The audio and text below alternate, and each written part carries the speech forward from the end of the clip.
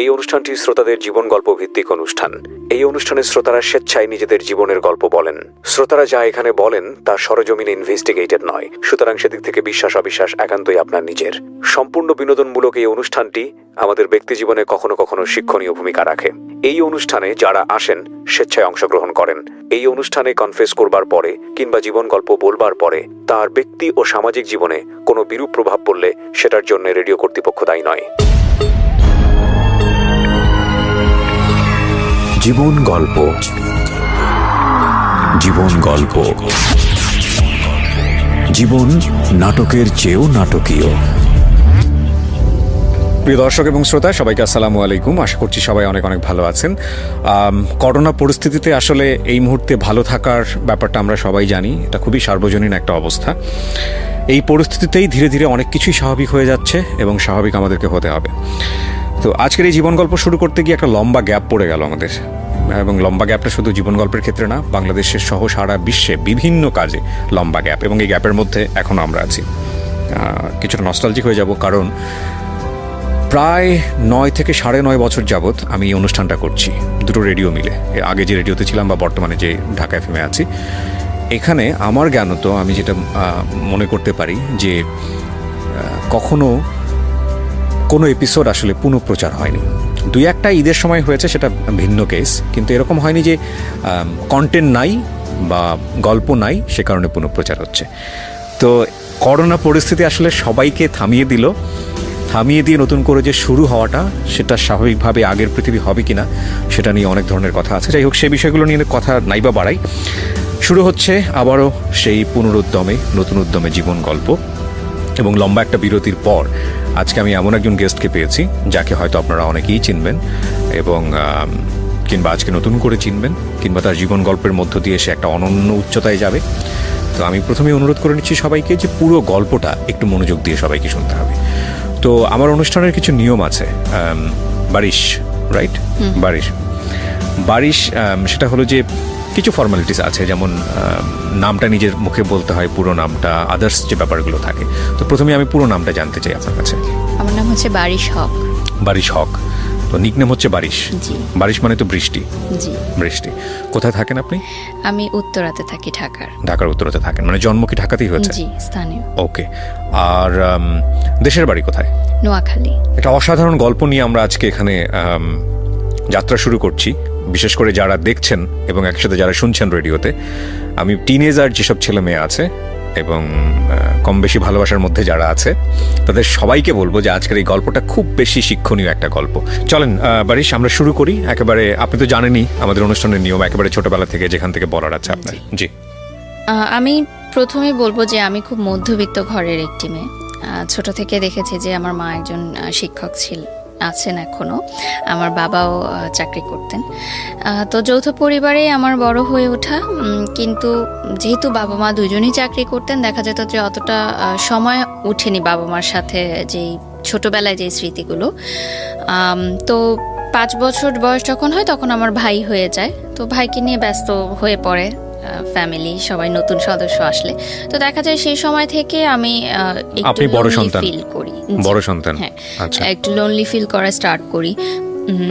Lonely বা jealous feel হতো কি, মানে ভাইকে? হ্যাঁ, জেলাস তো ফিল হতোই, যে সেই বয়সে অবশ্যই সব আদর আরেকটা পেয়ে যাচ্ছে।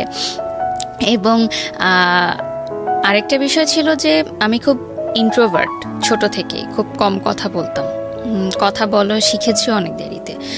তো এই লোনলিনেসটা কাটানোর জন্য যখন স্কুল কলেজে স্কুলে যাই। স্কুলে গেলেন মানে হচ্ছে একদম কি প্রাইমারি স্কুলের কথা বলতেছেন? আমার প্রথম স্কুল হচ্ছে হার্টকো ইন্টারন্যাশনাল স্কুল। সেটা এখন অনেক বড় পরিসরে হয়েছে, তখন অনেক ছোট পরিসরে ছিল, এবং সেখানেও আমার খুব বেশি বন্ধু হয়েছে এমন না। তো যখন ভাই স্কুলে ভর্তি হওয়া শুরু করলো, তখন এরকম একটা ব্যাপার হলো যে যেহেতু আমরা মিডল ক্লাস ফ্যামিলি ছিলাম, যে ভাইকে ইংলিশ মিডিয়ামে পড়াতে হবে, সেক্ষেত্রে দুইজনের ইংলিশ মিডিয়ামের খরচটা আসলে নেওয়াটা পসিবল হচ্ছিল না।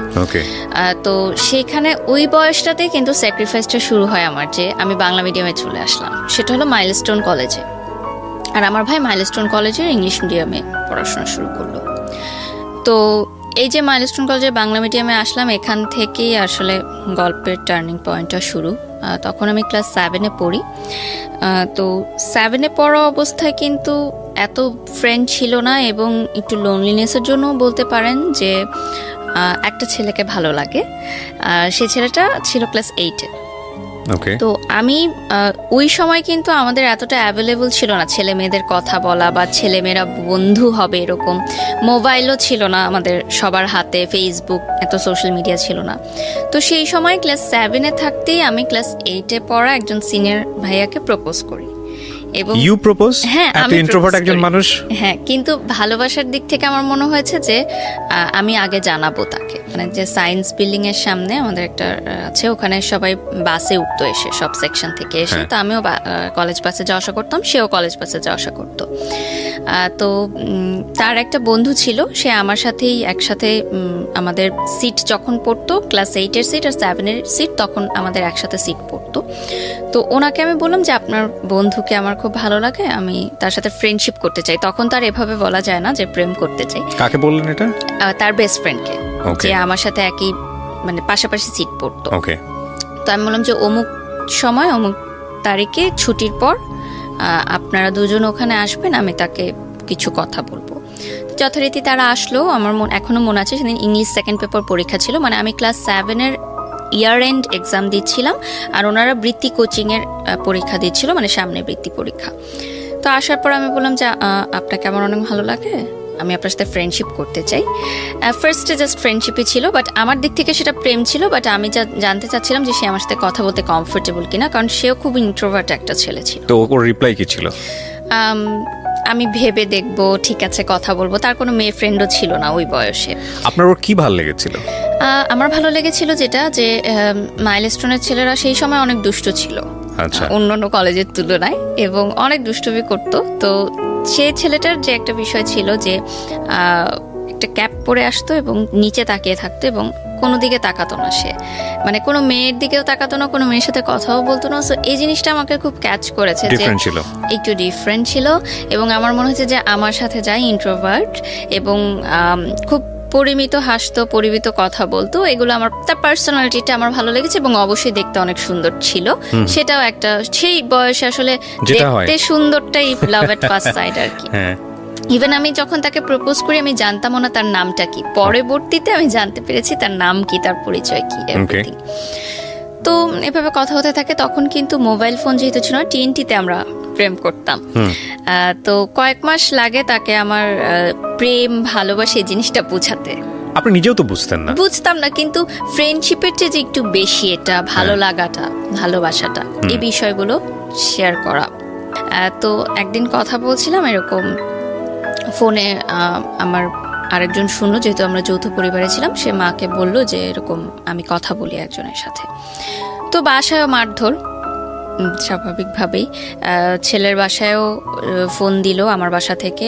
তো তারপর যেটা সিদ্ধান্ত হলো যে স্কুল থেকে আমাকে বললো যে যদি তুমি ক্লাস 8-এ অ্যাডমিশন নিতে চাও, তোমার ফ্যামিলিকে ডাকতে হবে, যেহেতু এরকম একটা বিষয় জানাজানি হলো। এবং অন্য স্টুডেন্টরাও তখন গিয়ে বললো যে হ্যাঁ আমরা তো জানি ওদের মধ্যে এরকম প্রেম চলছে, মানে তখন কথা লাগায় এরকম হয় না, যে অন্যরাও এই কথাগুলো বললো। তো সে সময় আমার মনে হলো যে এই স্কুলে আমি আর পড়বো না। এবং ছেলেটার জন্য অনেক কষ্টকর ছিল, যে ও বললো যে না, আমি তোমার সাথে আর কথা বলবো না। আমাকে প্রচুর মানুষজন অনেক কথা জিজ্ঞাসা করছে, টিচাররা অনেক কথা জিজ্ঞাসা করছে, বাসায় সমস্যা, আমি সম্পর্ক রাখতে চাই না। তো যাই হোক, আমি সে বললো যে সে স্কুল ছেড়ে দেবে। এবং সে গাজীপুরে থেকে আসতো, উত্তরাতে মাইলস্টোন, এবং গাজীপুরে তখন এত ভালো শিক্ষা প্রতিষ্ঠান ছিল না। তো সে অনেক কষ্ট করে যাতায়াত করে এখানে আসতো। তো আমি বললাম যে ঠিক আছে, তাহলে তুমি এখানে পড়ো, আমি চলে যাচ্ছি। আবার স্যাক্রিফাইস? হ্যাঁ, যদি এত সমস্যা হয়। তো আমি চলে আসলাম স্কুল ছেড়ে শহীদ আনোয়ার গার্লস কলেজে। আমার মা শহীদ আনোয়ার গার্লস কলেজের টিচার। তো ওখানে আসার পর আরেকটা যে ধাক্কাটা খেলাম, যে যেহেতু এটা অনেক স্ট্রিক্ট ছিল স্কুলটা, আমাকে বললো যে যেহেতু বাইরের স্কুল থেকে এসেছে, তো সায়েন্স কমার্স কিছুই দেওয়া যাবে না, সে চাইলে আর্টসে ভর্তি হতে পারে। আর যদি সে সায়েন্স কমার্স চায়, তাহলে আবার পুনরায় তাকে মানে ক্লাস 8-এ পড়তে হবে। তারা বললো যে আবার, তো আমি তো আরেকটা ইয়ার লস দিব না, আমার মাও সেটা চাচ্ছিলেন না। তো যেভাবেই হোক আমি মানবিক শাখায় ভর্তি হলাম। এবং আপনার টার্গেট কি ছিল, সায়েন্স নিয়ে পড়া না হ্যাঁ, কমার্স? অবশ্যই সবারই সেটাই ওহো। ইচ্ছা থাকে সায়েন্স নিয়ে পড়ার। তো 1 বছর ইয়ার লসের চেয়ে আমি চিন্তা করলাম যে আর্টস নিয়েই পড়ি। It's আপনার okay. এমনিতেই কোনো লাইফের এম ছিল যে ডাক্তার হব, না, ইঞ্জিনিয়ার হব? সেরকম কোনো এম ছিল না, জাস্ট ইচ্ছা ছিল যে সবাই সায়েন্সে পড়ে বা কমার্সে পড়তাম অ্যাটলিস্ট, কারণ আমার মা কমার্সের টিচার ছিলেন। তো যাই হোক, সেই সময় কিন্তু একটা বিষয় ছিল যে যারা সায়েন্স বা কমার্সে পড়তো তারা মানবিক শাখার ছাত্রীদেরকে একটু দুর্বল ছাত্রী মনে করতো, এবং সেখানে কিন্তু একটা হালকা বুলিং এরও শিকার হতে হতো সবাইকে, নট অনলি মি। আমি নিজেও মানবিক বিভাগে পড়েছি, আই নো দ্যাট। তো খুব চুপচাপ থাকতাম, নতুন পরিবেশ, নতুন স্কুল, কোনো বন্ধু বান্ধব নেই, এবং আমার মা যেহেতু টিচার ছিলেন আমাকে কিন্তু প্রতিটা মুহূর্তে খুব চিন্তা ভাবনা করে স্টেপ নিতে হতো, কারণ সবাই আমাকে চিনতো যে টিচারের মেয়ে। তো চুপচাপ থাকতাম, এবং ওই সম্পর্কটা মিউচুয়াল আন্ডারস্ট্যান্ডিংয়ে ছেলেটা বলল যে সম্পর্ক এভাবে রাখতে পারবে না। তো আমি তাকে একটা রিকোয়েস্ট করি যে ঠিক আছে, আমি তোমার জন্য অপেক্ষা করব, তুমি আমার জন্য অপেক্ষা করবে, আমরা কেউ কারোর সাথে কন্ট্যাক্ট করব না, কিন্তু যখন আমাদের কন্ট্যাক্ট করার বয়স হবে, লাইক আমরা কলেজে উঠব, তখন আমি তোমার সাথে যোগাযোগ করবো বা তুমি আমার সাথে যোগাযোগ। কমিটমেন্ট এটাই ছিল, শেষ কথা এটাই হয় যে আমরা অপেক্ষা করব। আমি কিন্তু অপেক্ষা করতে থাকি, এইদিকে আমি কারোর সাথেই কথা বলি না, তেমন কিছু হয় না। ওই যে বললাম যে তার একটা বেস্ট ফ্রেন্ড ছিল, সে আবার আমারও মিউচুয়াল ফ্রেন্ড ছিল, ওই ভাইয়ার মাধ্যমে মাঝে মধ্যে মাসে একবার হয়তো খোঁজ নিতাম যে সে ভালো আছে কিনা। আমি ভালো আছি এটুকু জানানোর জন্য, যেহেতু তখন মোবাইল এতটা ইজি ছিল না, এবং ওনার পার্সোনাল মোবাইল ছিল সেই সময়, দ্যাটস ওই কথা বলা হতো। তো ইন দ্য মিড টাইম যখন ওরা এসএসসি পরীক্ষা দেয়, লাইক 10-এর পরে, আমি তখন ক্লাস 10-এ পড়ি, তখন মাইলস্টোনের এক সহপাঠী আমাকে ফোন করে, মানে তার সাথেও আমার কন্ট্যাক্ট হতো মাঝে মধ্যে। সে আমাকে জানায় যে ছেলেটার জন্য আমি অপেক্ষা করছি সে আরেকটা রিলেশনে ইনভলভ হচ্ছে, এরকম, মানে মাইলস্টোনেরই আরেকটা মেয়ের সাথে, আচ্ছা, তারই সহপাঠী। তো আমি প্রথমে সেই জিনিসটা একদমই বিশ্বাস করিনি, কারণ আমার ওই যে মাথায় ছিল যে কমিটমেন্ট, সে আমাকে কমিটমেন্ট দিয়েছে এবং আমি কমিটমেন্ট রাখছি, তার মানে সেও কমিটমেন্ট রাখছে। সে এখনো মানে মনে হয় যে ব্যাপারগুলো অনেক সিলি ছিল, বাট সেই বয়সটাই কিন্তু ডেফিনেটলি আমি এটাই বলবো, যারা দেখছেন তাদেরকে বলবো যে এটা আপনি আপনার বয়স দিয়ে জাজ করবেন না, ওই সময়ের বয়সটা দিয়ে জাজ করেন, তাহলে আপনি রিলেট করতে পারবেন অনেক কিছু। বলুন। তো যে বিষয়টা ছিল যে আমি তো ওয়েট করছি, তো আমি মনে করলাম যে ঠিক আছে এসএসসি পরীক্ষাটা শেষ হোক, তারপর আমি তার সাথে সব বিষয় নিয়ে কথা বলবো, এখন তাকে আমি ডিস্টার্ব করতে চাই না। তো এসএসসি পরীক্ষা শেষ হওয়ার পর আমি যখন এসএসসি পরীক্ষা দিব এরকম অবস্থা, তাদের পরীক্ষা শেষ, রেজাল্ট বের হয়েছে, সে সময় ফোনে করলাম, তার মার মোবাইলে ফোন করলাম, সেদিন এত বছর পর এই যে কথা হওয়া। তো সে তো খুবই অবাক যে আমি আবার তাকে ফোন দিব, এটা সে ভাবেনি কখনো। আফটার প্রায় 2 বছর পর কথা হয়, 2-2.5 বছর পর। তো খুব খুশি, আমি ফোন দিয়েছি। তো আমি বললাম যে আমরা তো এখন সম্পর্কটা চাইলে আবার কন্টিনিউ করতে পারি। তো সে বললো আমার কিছু সময় লাগবে, আমি কলেজটা শেষ করতে চাই, তারপর। আমি বললাম যে আরও সময় লাগবে, আচ্ছা ঠিক আছে, আমরা কিছু হলে কথা বলতে পারি। তো বললো যে আচ্ছা ঠিক আছে, কিন্তু তোমার এসএসসি পরীক্ষা শেষ হোক, আমিও কলেজে উঠি, তুমিও কলেজে উঠো, এরপর আমরা কন্ট্যাক্ট করবো। তো এই যে আবার ছাড়া কন্ট্যাক্ট, মাঝে মধ্যে হয়তো কথা হতো 2 মাসে একবার এরকম। তারপর যখন কলেজে ভর্তি হলাম তখন আমি বললাম যে ঠিক আছে, এবার আমরা ফুল ফ্রেজ রিলেশনশিপে যাই, দুইজনই কলেজে পড়ি, আমি শহীদানারে পড়ি, সে মাইলস্টোনেই পড়ে। তো সে বললো ওকে ঠিক আছে, রিলেশন আবার কন্টিনিউ। আমার মনে হলো যে আমি যেটা চেয়েছিলাম, এত বছর ধরে যার জন্য অপেক্ষা করেছি, সবই পেয়েছি আমি, আমার আর কিছু পাওয়ার নেই এই জীবনে।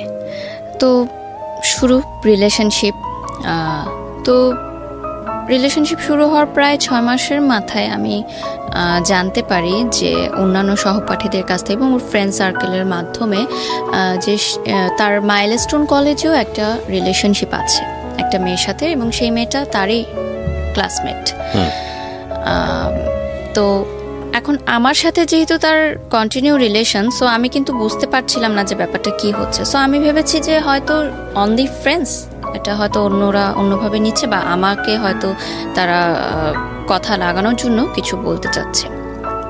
তো আমি সেটা বিলিভ করি না। তো আমি তাকে জিজ্ঞাসা করেছি কয়েকবার, সে বলেছে যে জাস্ট ফ্রেন্ড, আমরা একসাথে এসএসসি পরীক্ষা দিয়েছিলাম, আমাদের একই সেন্টারে পড়েছিল, সেখান থেকে পরিচয়, জাস্ট ফ্রেন্ড। তো ঠিক আছে। তো ওই মেয়ের জন্মদিনের সময় সে আমাকে বলে যে বার্থডে ওর আমরা সবাই সেলিব্রেট করতে যাচ্ছি। তখন উত্তরে একটা রেস্টুরেন্ট ছিল ভূতের আড্ডা, যেটা এখন উঠিয়ে দেওয়া হয়েছে। তো ওই রেস্টুরেন্টের পরবর্তীতে আমি জানতে পারি তার ফ্রেন্ড সার্কেলের মাধ্যমে যে পার্টিটা সেই থ্রো করেছিল ওই মেয়েটার জন্য, মেয়েটাকে সারপ্রাইজ দেওয়ার জন্য। তো যখন ইন্টার পরীক্ষার রেজাল্ট দেয় তার আগে ওরা পুরো ফ্যামিলি যায় হচ্ছে ইন্ডিয়াতে, আজমির শরীফে। তো সেই সময় সে যখন ইন্ডিয়াতে যায়, আমি বাংলাদেশে থাকি, ওই মেয়েটা আমাকে ফোন দেয়। ফোন দিয়ে সে আমাকে নানা নাজে বাজে কথা বলে যে তার বয়ফ্রেন্ডের সাথে আমি কেন রিলেশন রেখেছি, আমি কেন তাকে ছাড়ছি না। আমি বললাম আমি তো এগুলোর কিছুই জানি না, এবং সে যেহেতু ইন্ডিয়া, আমি তার সাথে কন্ট্যাক্ট করতে পারছি না। প্রিয় শ্রোতা, আমরা এই জায়গাটায় ছোট্ট একটা বিরতি নেব, আর একই সাথে আপনাদেরকে যেটা বলতে চাই, আজকের যিনি অতিথি আছেন তাকে যদি আপনারা দেখতে চান, চলে আসবেন আমার পার্সোনাল ইউটিউব চ্যানেলে www.youtube.com/RJKibriya.fm, RJKEBRIA.FM। চ্যানেলটি আছে কিবরিয়া আরজে নামে। ওখানে গিয়ে প্লিজ সাবস্ক্রাইব করে নেবেন, এবং তারপর আপনার যে ভিডিওগুলো দেখতে ইচ্ছে করে, যা কমেন্টস করতে ইচ্ছে করে, ওখানে করবেন। ছোট্ট একটা বিরতি। জীবন গল্প।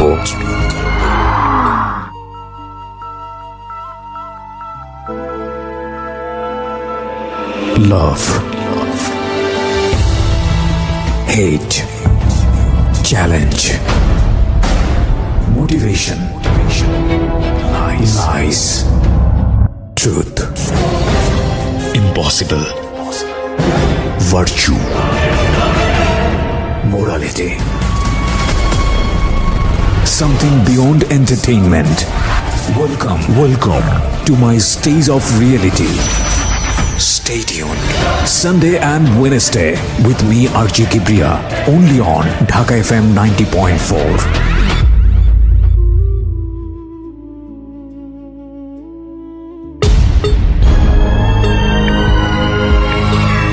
জীবন গল্প। Welcome back once again. প্রিয় শ্রোতা, আপনারা শুনছেন জীবন গল্প।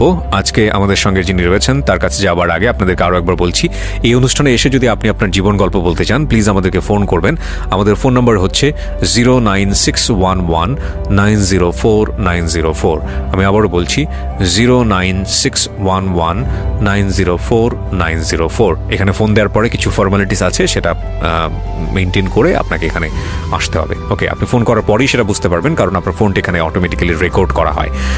আমরা আবারও যাচ্ছি আমাদের অতিথির কাছে। জি, যেখানটায় আপনি ছিলেন। তো এমন কোনো কথা নাই যে সে বললো না। এখানে আরেকটা ছোট বিষয় অ্যাড করতে চাই। আমার এসএসসি পরে যে 3 মাস গ্যাপ ছিল, তখন কিন্তু আমি নাচের স্কুলে ভর্তি হই, বুটবল ললিত কলা একাডেমি বাফা। আমি ওখানে ক্লাস করতাম উত্তরা শাখাতে। তখন নাচটা শেখা ছিল শুধুমাত্র একটি সময়, মানে টাইম পাস করার জন্য। আর এমনিতে ভালো লাগতো ছোট থেকে নাচের প্রোগ্রাম দেখতে টেলিভিশনে, জাস্ট কিভাবে নাচটা করে এটা জানার জন্য, কালচারাল অ্যাক্টিভিটিসে পার্টিসিপেট করার জন্য, দ্যাটস ইট। এটাকে প্রফেশন হিসাবে নিব বা নাচ করব, টেলিভিশনে কাজ করব, এরকম মানে স্বপ্ন দেখিনি কখনো। কারণ আমার ওই ধ্যান ধারণা ছিল ওই ছেলেটাকেই নিয়েই, আর বাকি সব কিছু আমার কাছে মনে হতো যে এক্সট্রা সব কিছু, ওইটাই আমার মেইন। তো ওই মেয়েটা আমাকে খুব মানে একটা কথা বলেছিল, যেটা আমার এখনো মনে পড়ে, যে আমাদের তখন স্কুলে, নাচের স্কুলে আমাদের সামনে একটা ছোট পার্ক ছিল, ওই পার্কে আমাদের গ্রুপ নাচ হতো তখন। তো ওই স্কুলে যারা যারা মানে নাচ শিখতো তারা সবাই গ্রুপে নাচ করতো। তখন সে আমাকে বলে যে তোর মূরত শুধু ওই পার্কে নাচ করার, তুই তো রাস্তার মেয়ে, এর বেশি তো কিছু করতে পারবি না। তো এই কথাটা না এখনো আমার খুব কানে বাজে, এই কথাটা আমি ভুলতে পারি না এখন পর্যন্ত, যে এত খারাপ খারাপ কথা আমাকে শুনতে হয়েছে সে সময়, যে আমি জানি না, আমি কিন্তু জানি না যে সে আরেকটা রিলেশনশিপে আছে। যদি আমি জানতাম তাহলে হয়তো আমি আগাতাম না। তো পরে যখন সে ইন্ডিয়া থেকে আসে, আমি ফোনের সব কিছু রেকর্ড করে রাখি। তখন কিন্তু কল রেকর্ড করা যেত, যে বাটন সিস্টেম যে ফোনগুলো ছিল ওটাতে কল রেকর্ড করে আমি তাকে শোনাই যে এই কথাগুলো আমাকে শোনানো হয়েছে এই মেয়েটাকে। তখন সে বলে মেয়েটা আমাকে জাস্ট পছন্দ করে, তোমাকে হয়তো এমনি কথাগুলো বলেছে, বাদ দাও, এগুলো সব ভুলে যাও। আর তার আর আমার দেখা হতো, বিষয়টা কিরকম যে রেস্টুরেন্টে তখন কিন্তু বসে প্রেম করা হতো না, দেখাও হতো এমন না, যে দূর থেকে দেখা হতো। আর সে বলতো যে আমি কাছে দেখা করব না, আমার প্রবলেম আছে কেউ দেখলে। আর তাদের ফ্যামিলি পলিটিক্যাল ব্যাকগ্রাউন্ড ছিল, সো ওকে অনেকে চিনতো, সো দেখলে কেউ প্রবলেম। তো আমি ইউসিসিতে যখন কোচিং শুরু করলাম ঢাকা ইউনিভার্সিটির জন্য, তখন সে ল পড়ার জন্য ল ইউনিভার্সিটিতে ভর্তি হলো, একটা প্রাইভেট ইউনিভার্সিটি, সেটা ধানমন্ডিতে ছিল। তো দেখাটা আমাদের কিভাবে হতো, আমি তার জন্য ধানমন্ডির বাসে উঠতাম, মানে সে গাজীপুর থেকে আসতো, আমি এয়ারপোর্ট থেকে উঠতাম, বাসটা ধানমন্ডি যেত, আমি খামারবাড়িতে নামতাম, এবং তখন কিন্তু ওয়ান ওয়ে ছিল রিক্সার। আমি খামারবাড়ি থেকে হেঁটে ফার্মগেটে যেতাম ইউসিসিতে। আমি ফার্মগেটের বাসে উঠতাম না, তার সাথে ওইটুকু পথ যাওয়া, এটাই ছিল আমার জন্য মানে তার সাথে দেখা হওয়া। এবং কোচিং করাটাও কিন্তু এত ইম্পর্টেন্ট ছিল না, তার সাথে দেখা করাটাই ছিল আমার জন্য ইম্পর্টেন্ট। এবং তার বাসটা সংসদ ভবন হয়ে ধানমন্ডি চলে যেত, এবং আমি প্রতিদিন রোদ্রের মধ্যে হেঁটে হেঁটে ফার্মগেট যেতাম।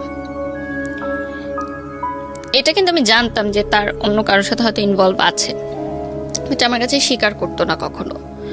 তো তার বিহেভ আস্তে আস্তে একটু চেঞ্জ হতে থাকলো আমার মনে হলো।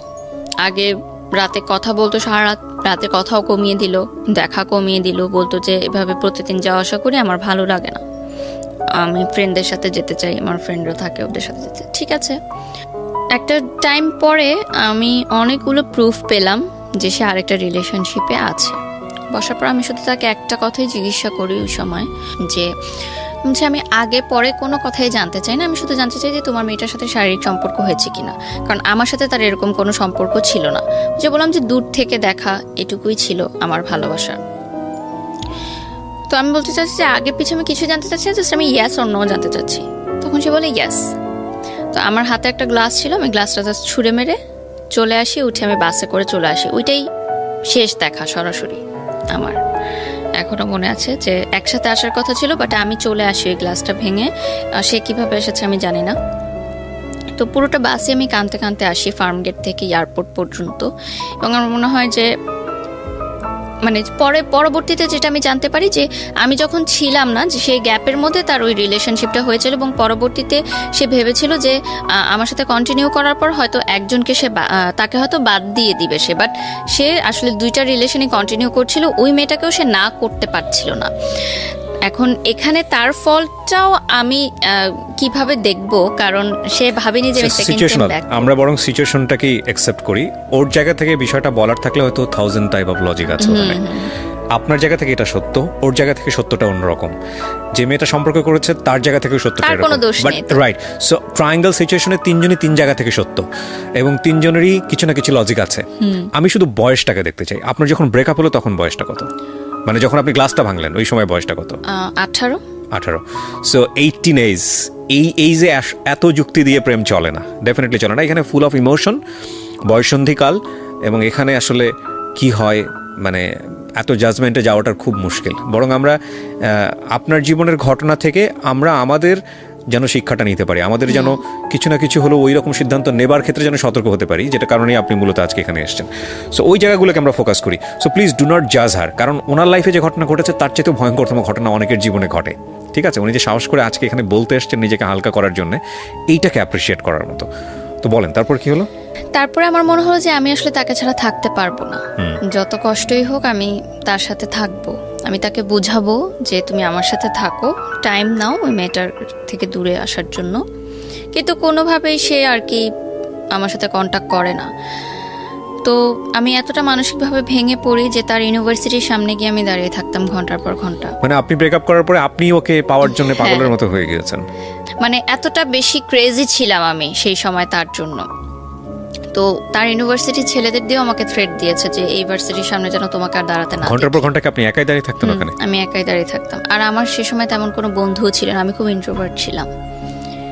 তার বন্ধুদের সাথেও অনেকবার কথা বলার চেষ্টা করলাম, তারা বলল যে দেখো, যেহেতু ওরা অনেক কাছাকাছি ছিল একটা সময়, সহপাঠী মানে কি এভরিডে তাদের মিট হতো, দেখা হতো, এবং যেহেতু সহপাঠী ছিল বাসাতেও তাদের অ্যাক্সেস ছিল, ফ্রেন্ড সার্কেল যখন যেত গ্রুপ ওয়াইজ। আমি তো অনেক দূরত্ব ছিল আমাদের মধ্যে, জাস্ট ফোনে কথা হতো। তো হয়তো ইমোশনাল অ্যাটাচমেন্টটা তার সাথে বেশি, এবং তাকে হয়তো ছাড়তে পারছে না। তো আমার একটা প্রশ্ন ছিল, তাহলে সেকেন্ড টাইম কেন আমার সাথে রিলেশনশিপ কন্টিনিউ করলো? তখন আমাকে না করে দিলেই পারতো। এতগুলো বছর আমি যে তার জন্য অপেক্ষা করলাম, সেই অপেক্ষার সময়গুলো আমাকে কষ্ট দিত, যে এই অপেক্ষাগুলো তাহলে মূল্য কোথায় গেল। এবং এই সময়টাই কিন্তু অনেক ছেলে আমাকে প্রপোজ করেছে, আমি কিন্তু কাউকে ইয়াস বলিনি, কারণ আমি ওই কমিটমেন্টের জায়গাটা ঠিক রেখেছিলাম। তো এরপর আমি ইউনিভার্সিটিতে উঠি। আমার ঢাকা ইউনিভার্সিটি পরীক্ষা জঘন্য হয়, খুবই খারাপ হয়, চান্স হয় না আমার বাবা মাও খুব কষ্ট পায় সেটার কারণে। বিকজ এটা আপনার লেখাপড়াতে ইফেক্ট করছিল। আমি যখন ইন্টার পরীক্ষা দিই তখন আমার যখন প্রেম চলছিল, আমি কিন্তু ইন্টার সেকেন্ড ইয়ারে গোল্ডেন এ প্লাস পাই মানবিক শাখা থেকে, এবং ঢাকা বোর্ডে 22তম স্থান অধিকার করি, মানে মোট নাম্বারের দিক থেকে, মানে যোগ করে সব নাম্বার যোগ করে আমি 22তম হই, এবং মানবিক শাখা থেকে প্রথম মানে 22তম আমিই হই। মানে এর আগে যারা হয়েছে 1 থেকে 21 তারা সবাই সায়েন্স বা কমার্সে। ও মানে কম্বাইন্ড? হ্যাঁ, কম্বাইন হোল ঢাকা বোর্ডে আমি 22তম হই। না সায়েন্স আর কমার্স কোনো ব্যাপার না, সবকিছু মিলিয়ে হোল সো এটা। এবং ব্রিলিয়ান্ট। আমাকে কত সালে এটা? এটা হচ্ছে 2012, এবং আমাকে গভর্নমেন্ট থেকে কিন্তু প্রতি বছর টাকা দেয়া হতো। ক্যান ইউ ইমাজিন এই মেয়েটা ঢাকা ইউনিভার্সিটিতে চান্স পায়নি জাস্ট বিকজ অফ এই উলালা টাইপ প্রেম।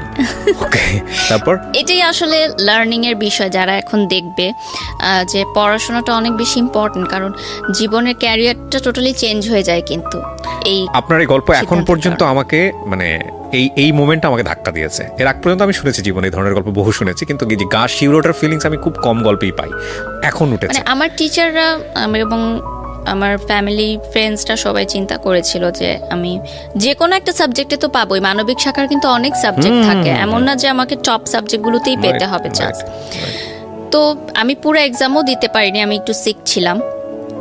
তো তারপর আমি ভর্তি হই ইন্ডিপেন্ডেন্ট ইউনিভার্সিটি বাংলাদেশ আইবিতে বসুন্ধরা শাখা, এবং ওখানে আমি ফুল স্কলারশিপ নিয়ে ভর্তি হই। মানে আমার কোনো কোন সাবজেক্টে পড়েন? আমি মিডিয়া এন্ড কমিউনিকেশনে ভর্তি হই, এবং আমার কোনো টিউশন ফি লাগতো না, ফুল ফ্রি। আমি প্রাইভেট ইউনিভার্সিটিতে পড়তাম, যেহেতু আমার রেজাল্টটা ভালো ছিল। যেহেতু আমি বলেছি আমি মিডল ক্লাস ফ্যামিলির মেয়ে, সো অবভিয়াসলি প্রাইভেট ইউনিভার্সিটির এত খরচ নেওয়াটা সম্ভব ছিল না। তো শুরু হয় আমার নতুন পড়াশোনা সব কিছু। তো সে সময় আমার ফেসবুক নতুন, তো ফেসবুকে আমার একটা ছেলের সাথে পরিচয় হয়। সেই ছেলেটা তখন জব করে অলরেডি একটা গার্মেন্টস ফ্যাক্টরিতে, আমার চেয়ে প্রায় 14 বছরের বড়। তো যেহেতু আমার তেমন কোনো ফ্রেন্ড ছিল না, সো আমি তাকে কখনো দেখিনি, তার সাথে কথা বলতাম, জাস্ট শেয়ার করতাম যে আমার এরকম ব্রেকআপ হয়ে গেছে, আমার খুব খারাপ লাগছে, ছেলেরাই মনে হয় খারাপ, সব ছেলেরা খারাপ, এরকম আমি কথা বলতাম। তো এক সময় সে বলে যে আমি তোমার সাথে দেখা করতে চাই। তো দেখা করলাম, দেখলাম যে আমার চেয়ে অনেক সিনিয়র একটা ভদ্রলোক বলতে গেলে। তো আমার তার সাথে কথা বলতে ভালো লাগতো, যে আমি কথাগুলো বলে হালকা হতে পারতাম। আর আমার তখনকার সেই সময় সমসাময়িক বান্ধবীরা সবাই কিন্তু প্রেম করছে, একদম চুটিয়ে প্রেম করছে। তো তাদের সাথে কিন্তু এই দুঃখের কথাগুলো কয়জন বা কতক্ষণ ধরেই বা শুনতে চায়, তারাও কিন্তু নিজেদের লাইফে ব্যস্ত, এবং দিনের পর দিন কিন্তু কেউ শুনতে চাবে না। তো তার সাথে আমি শেয়ারিংগুলো করতাম। স্টিল নাও কিন্তু আমার ফ্যামিলি জানে না যে আমার পার্সোনাল লাইফে কি হচ্ছে, স্টিল জানে না। না, তাদেরকে আমি একটুও বুঝতে দেইনি, কারণ আমি খুবই চাপা স্বভাবের ছিলাম ছোট থেকে।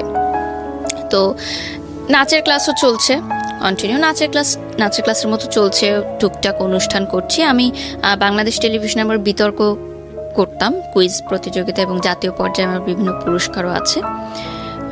সেটা 2008 থেকে বাংলাদেশ টেলিভিশনে করি। তো ইউনিভার্সিটিতে ওঠার পর আমার কিছু ফ্রেন্ড হয় ইউনিভার্সিটিতে প্রথম, তারা বুঝতে পারে যে আমি মেন্টালি ওকে না। মানে হঠাৎ কান্না করে ফেলি, হঠাৎ কোনো নিউ রিলেশনশিপ কাপলকে দেখলে আমার খুব খারাপ লাগে, যেটা হয় ব্রেকআপের পর। এবং তাকে আমি ভুলতে পারছিলাম না কোনোভাবেই। মানে আমার মনে হচ্ছিল যে জিনিসটা আমার, সেটা চোখের সামনে দিয়ে আরেকজন নিয়ে চলে যাচ্ছে, এটা আসলে মানা যায় না। তো আমার মনে হলো যে আমি আসলে মানসিক চাপটা নেওয়ার জন্য প্রস্তুত না এই বয়সে। তো আমার মনে হলো যে আমি আর বেঁচে থাকতে চাই না, কারণ আমি আসলে এটা দেখতে পারবো না যে আমার ভালোবাসার মানুষটাও অন্য কারোর সাথে আছে।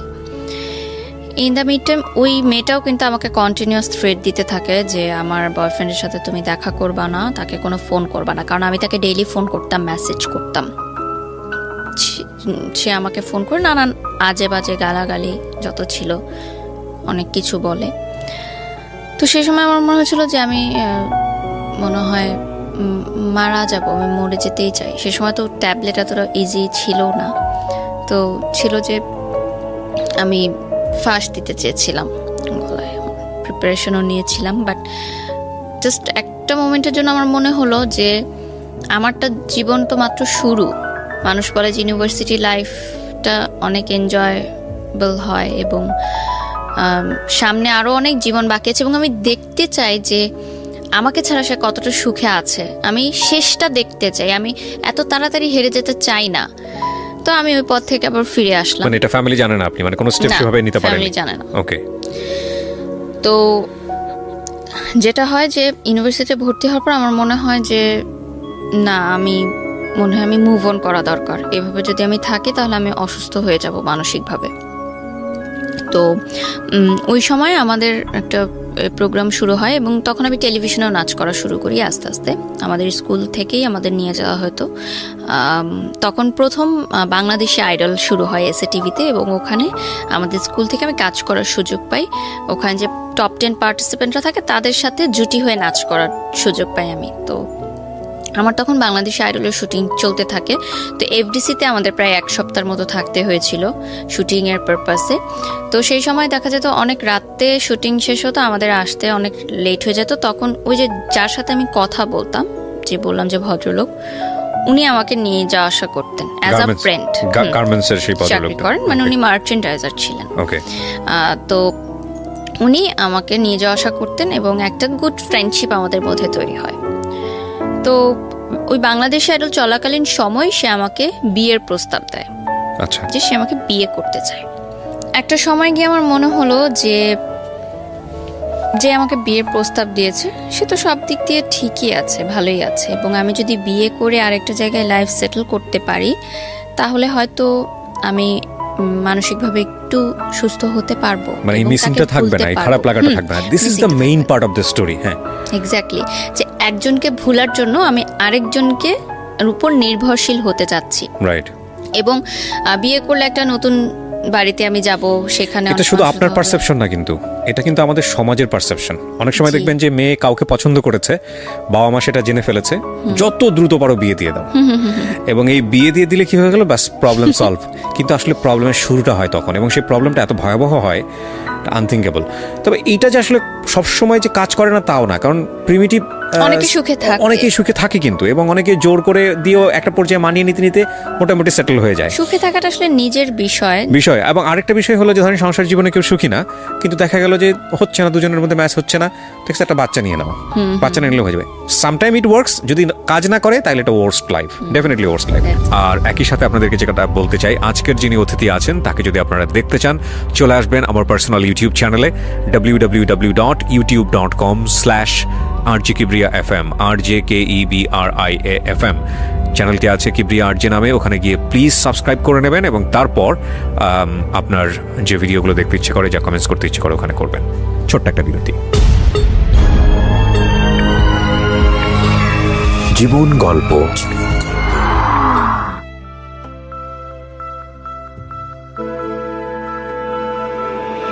Love, hate, challenge, motivation, lies, truth, impossible, virtue, morality,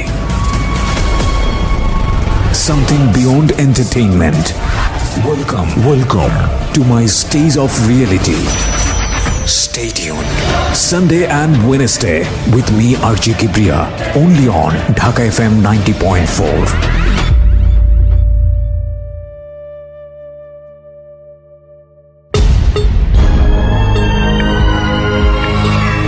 জীবন গল্প।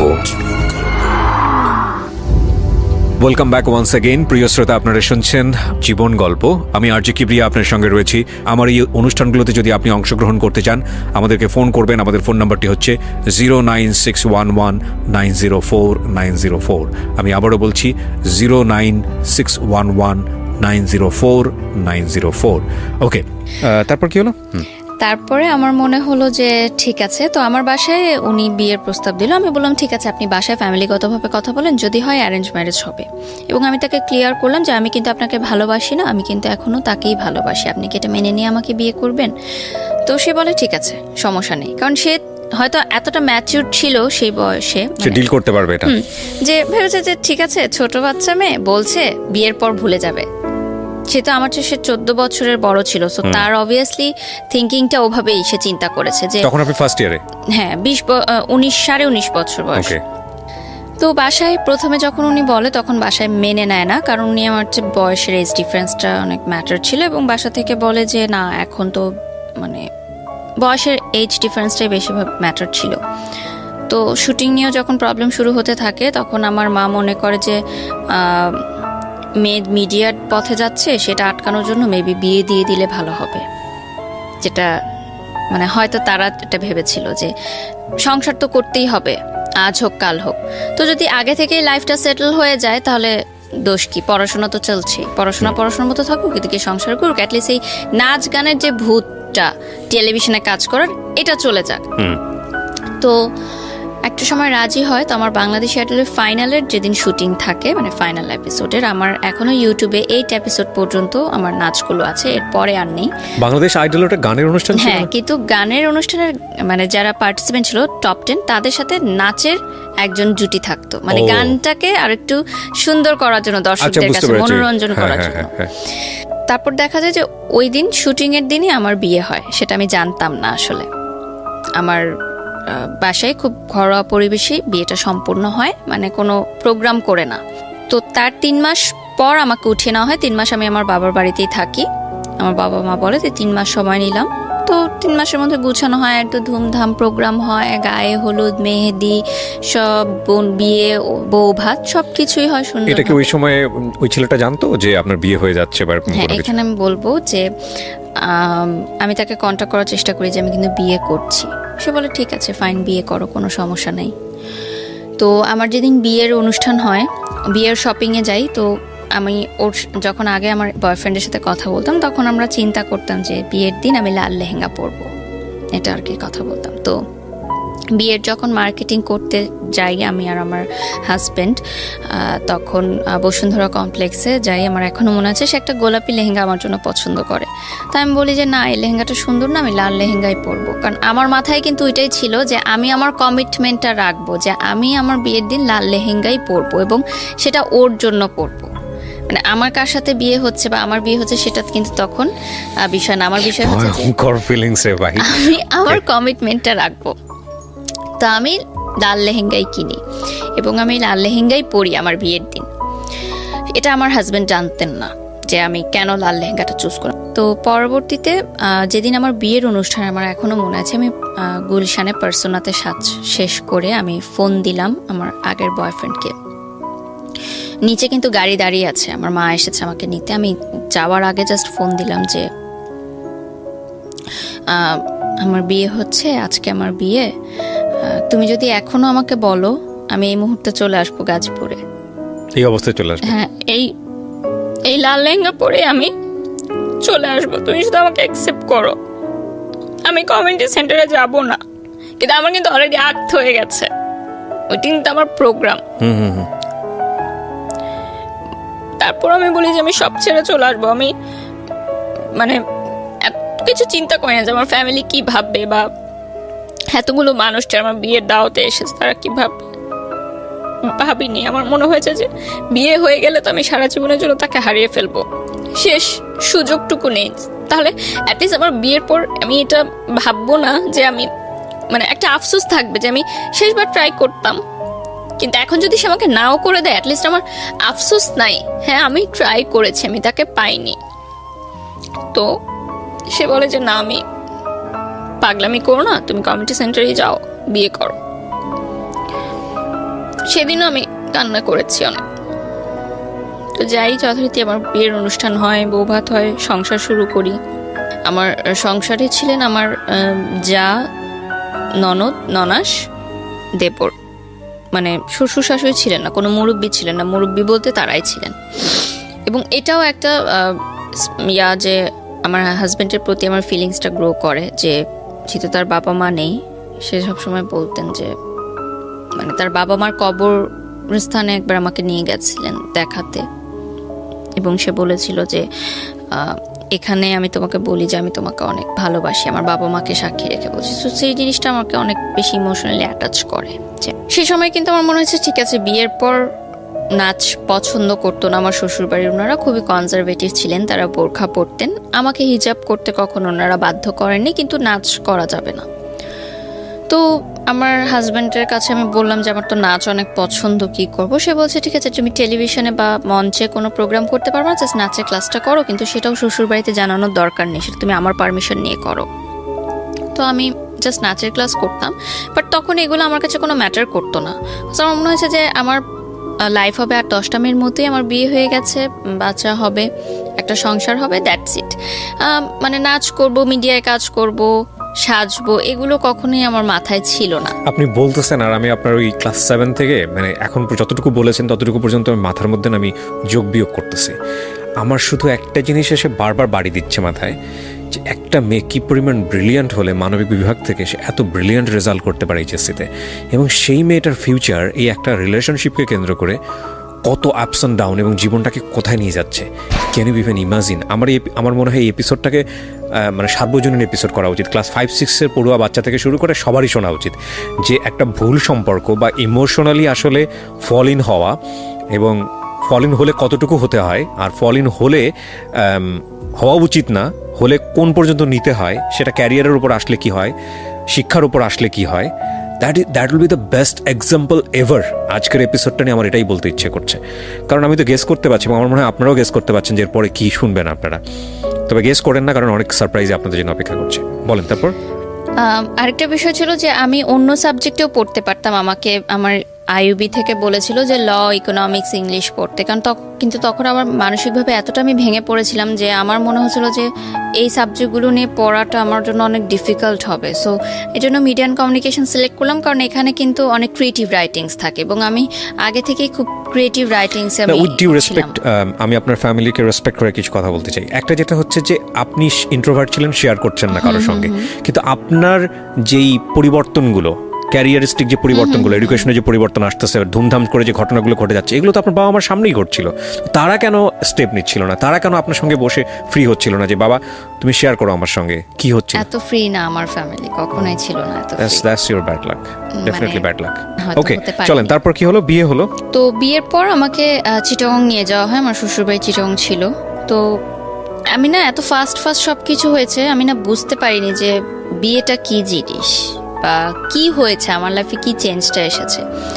তো আমার প্রথম তখন আমার ফিল হয়েছে যে যখন আমার বাসার সামনে দিয়ে গাড়িটা চলে যাচ্ছে চিটাগংয়ের উদ্দেশ্যে, তখন আমার বুকে একটা মোচড় লাগে যে আমি তো আমার বাসায় ঢুকছি না, আমি কেন অন্য কোথাও চলে যাচ্ছি, ওই গলিতে ঢুকছি না, আমি সোজা কেন চলে যাচ্ছি। মানে আমার মনে হচ্ছে যে আমি এটা কি করলাম। মানে তখন আমি ফার্স্ট বুঝতে পেরেছি যে আমার লাইফ চেঞ্জ হয়ে গেছে। তো চিটাগং যাওয়ার পর আমাদের ভালো সময় কাটে, কিন্তু একটা বিষয় যে তার পরিবার আমাকে কিন্তু মেনে নেয়নি কখনো। কিন্তু তার মানে আমার হাজব্যান্ডের ফ্যামিলি, মানে আমার শ্বশুরবাড়ি চেয়েছিল যে তাদের পছন্দের কোনো মেয়ের সাথেই তার বিয়েটা হোক, এবং তাদের ফ্যামিলিতে এরকম মানে প্রাইভেট ইউনিভার্সিটিতে পড়াশোনা করে, নাচ করে, হিজাব পরে না, এরকম মেয়ে আসলে তারা কখনোই মানে তাদের পছন্দনীয় ছিল না। তাদের পছন্দ ছিল যে এরকম ইন্টার পাস করা কোনো মেয়ে ঘরে থাকবে, ঘরের কাজ করবে, হিজাব পরবে, বোরখা পরবে, আরও 10টা ফ্যামিলি যেরকম চিন্তা করে মিডল ক্লাস ফ্যামিলি, তাদের পার্সপেক্টিভ থেকে ইটস ওকে।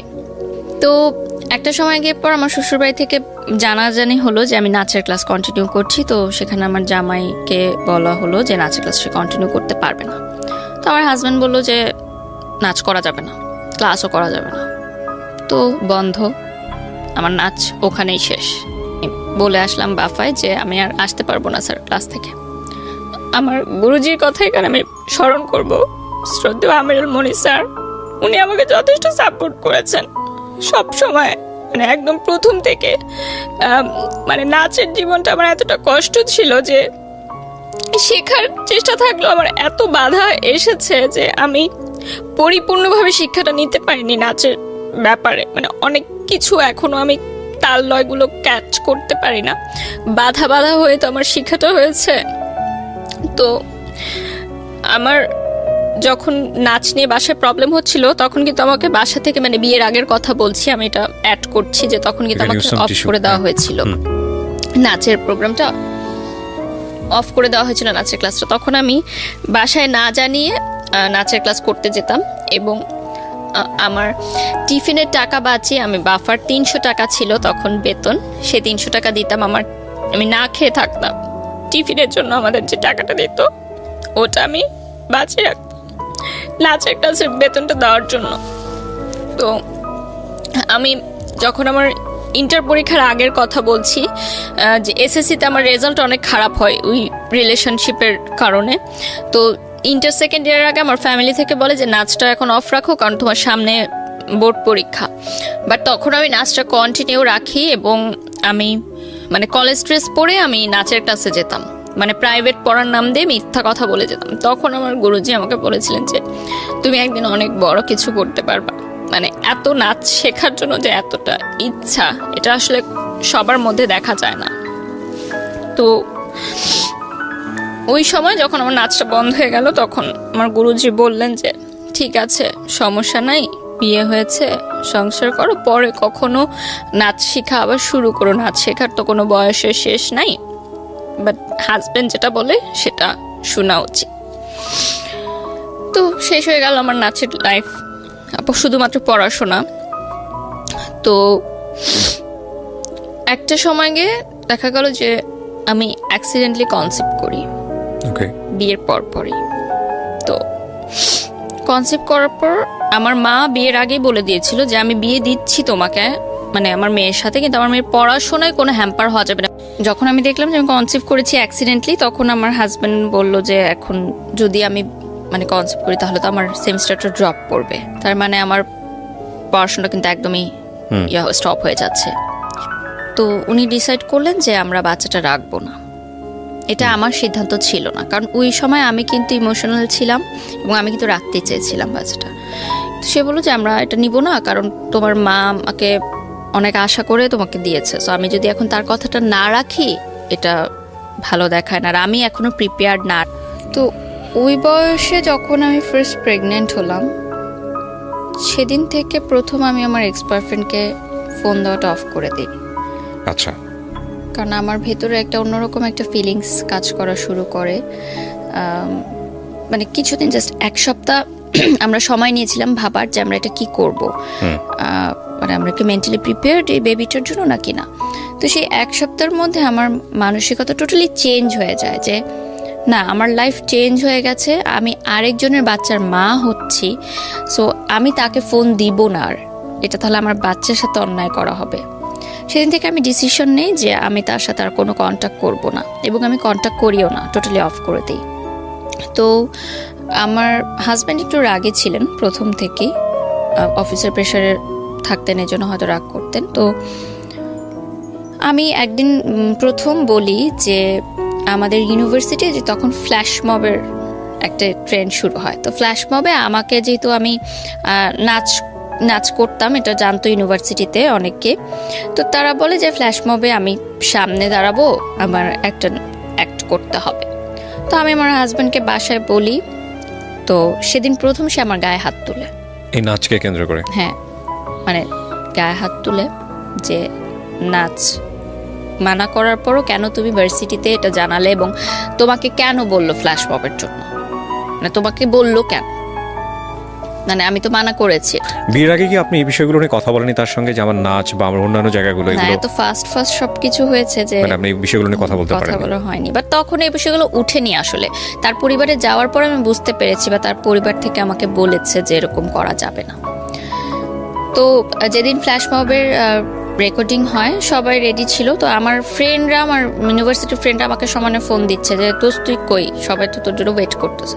তো আমি বলছি আমি একটু অসুস্থ, আমি আসতে পারবো না, কারণ আমি এই ডোমেস্টিক ভায়োলেন্সের বিষয়গুলো আমি তো অবভিয়াসলি ইউনিভার্সিটির ফ্রেন্ডদেরকে তখন বলবো না, আমি অসুস্থ, আমি আসতে পারবো না। ওকে, আমরা এখান থেকে বিরতিতে যাব প্রিয় শ্রোতা, ছোট্ট একটা ব্রেক। আপনারা শুনছেন ঢাকা FM 90.4, আমি আরজে কিবরিয়া আপনার সঙ্গে রয়েছি। জীবন গল্প।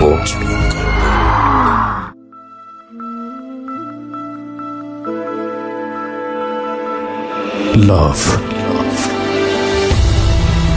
hate, challenge, motivation, lies, truth, impossible, virtue, morality,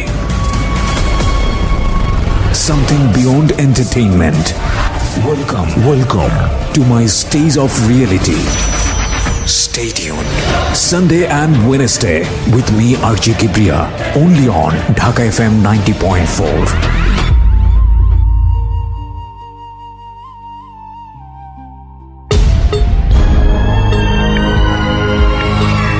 জীবন গল্প। Welcome back once again. প্রিয় শ্রোতা, আপনারা শুনছেন জীবন গল্প। আমি আরজি কিবরিয়া আপনার সঙ্গে রয়েছি। আমার এই অনুষ্ঠানগুলোতে যদি আপনি অংশগ্রহণ করতে চান, আমাদেরকে ফোন করবেন। আমাদের ফোন নাম্বারটি হচ্ছে 09611904904। আমি আবারও বলছি 09611904904। ওকে, আমরা যেখানটায় ছিলাম তারপর ওই দিন আমার ক্লাস ছিল এবং আমার মনে আছে আমার পরীক্ষাও ছিল, আমি অ্যাটেন্ড করিনি। শুধুমাত্র কারণ আমি অ্যাটেন্ড করলে আমাকে তো ফ্ল্যাশ মবে অ্যাটেন্ড করতে হবে এবং আমাকে বলতে তো হবে যে আমি কেন করছি না। সো আমি যাইনি ওই দিন ইউনিভার্সিটিতে। ওই দিন থেকে শুরু হয় আমার ডোমেস্টিক ভায়োলেন্সের যে বিষয়টা। তো এরপর থেকে আমার শ্বশুরবাড়ি থেকে নানানভাবে আমাকে বিভিন্ন কথাবার্তায় মানসিক নির্যাতন করা হতো, বিভিন্ন ছোটোখাটো কথাতেই।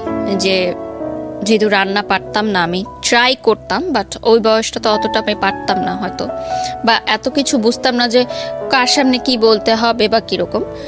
তো এই বিষয়গুলো নিয়ে আমার শ্বশুরবাড়িতে অনেক কমপ্লেন ছিল আমার নামে। এবং বিয়ের প্রথম দিন সকালবেলা মিষ্টি জাতীয় কিছু মনে হয় বানাতে হয়, এটা আমার জানা ছিল না।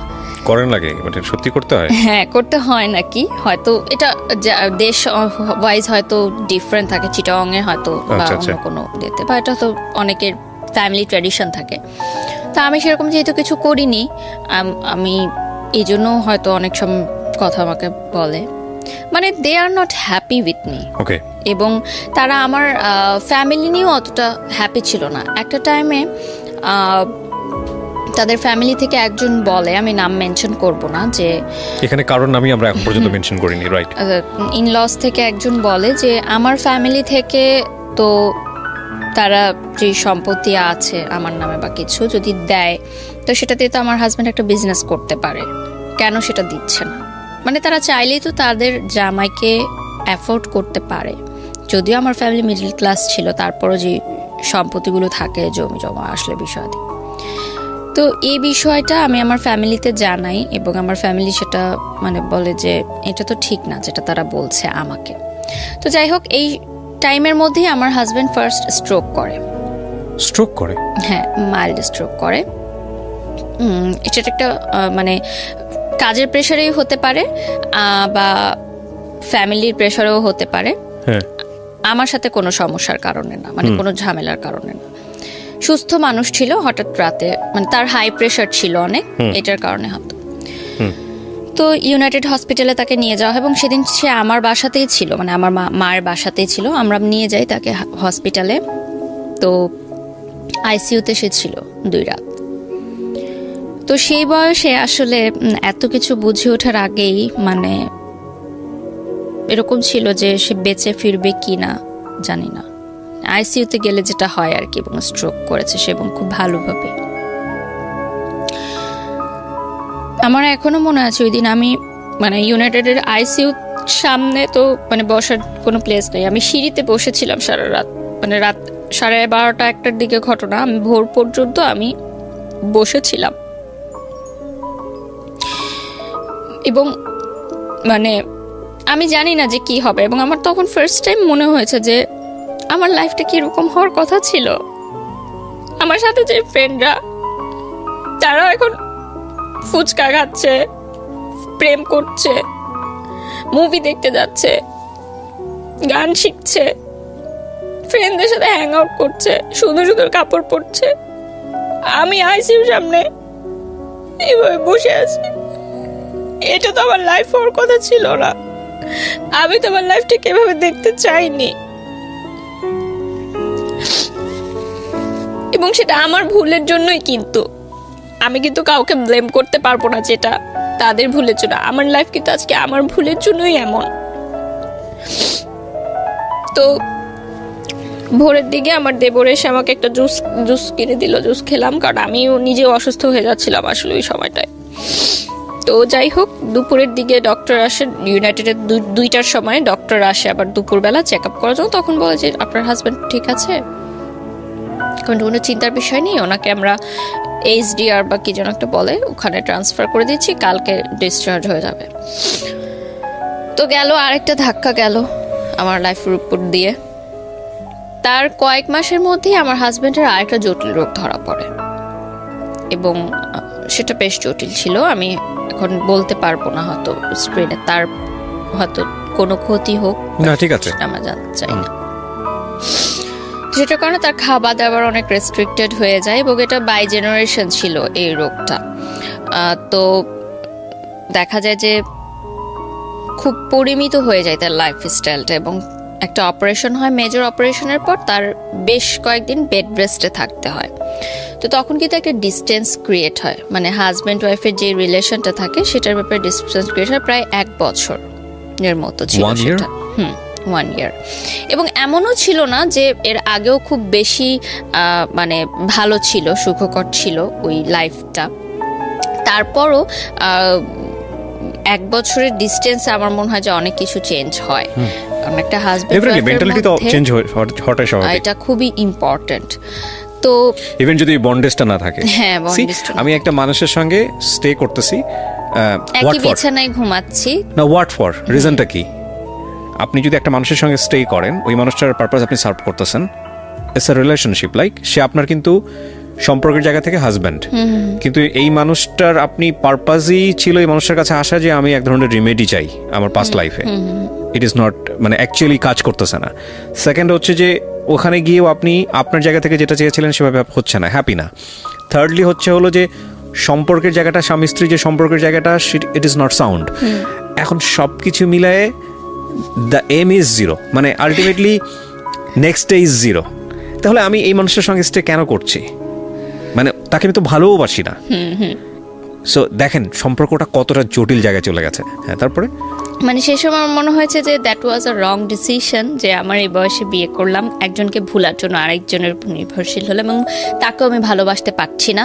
তো আপনি যখন এই রিলেশন, মানে হাজব্যান্ড থাকা অবস্থায় আপনার এক্স বয়ফ্রেন্ডকে ফোন দিচ্ছিলেন, এক্স বয়ফ্রেন্ড তো আপনার জায়গা থেকে আমি বলতে পারি না, কারণ তখন আপনি তাকে লাভ করে চলেছেন, বাট তার জায়গা থেকে কি সেটাও আমরা জানি না। সো ও কি বলতো, ও কি বলতো যে তুমি সংসার করো ঠিক মতো, এটাই বলতো, বা ও বলতো না যে ব্যাক করো বা এরকম কোনো কিছু? কখনোই না। তখন ওর সাথে ওই মেয়েটার সম্পর্ক কি কেমন এখানে চলছিল? একটা টুইস্ট আছে, যেই মেয়েটার কারণে আমাকে ছেড়ে গেছিল, আমার বিয়ের পরই সেই মেয়েটা একটা প্রবাসী ছেলেকে বিয়ে করে মানে বিদেশে চলে যায়। তারপরেও এই ছেলেটা আপনার বিয়ের পরে আপনাকে আর কোনো প্রকার, মানে সে কখনো কল করতো না? না। তার জায়গাতে সে কিন্তু আমার কাছে কিন্তু কষ্ট পেয়েছে। হ্যাঁ, কষ্ট পেয়েছে, কিন্তু আপনার ধরেন এই কষ্টের জায়গাটা থেকে কিছুটা রেমেডি চাইলে আপনাকে নক দিতে পারতো, নিতে পারতো, কিন্তু সে সেটা নেয়নি।